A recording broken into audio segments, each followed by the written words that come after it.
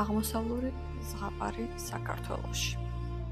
მე-19 საუკუნეში დაარსებული ტაძარი მოგვიანებით ჯაყელების რეზიდენციად იქცა, ხოლო ოსმალეთის იმპერიის დროს უმნიშვნელოვანეს სტრატეგიულ ცენტრად გადაკეთდა.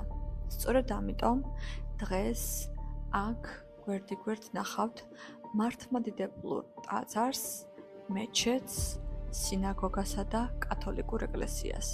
ოქროსფერი გუმბათი, გრაციოზული თაღები, შადრევნები და სათვალთვალო კოშკები ისეთ შთაბეჭდილებას ქმნის, თითქოს აღმოსავლურ ზღაპარში მოხვდით. არ დაგავიწყდეთ ჩვენი გვერდის გამოწერა და ლაიქება და კომენტარის დაწერა. შევხვდებით შემდეგ ვიდეოში.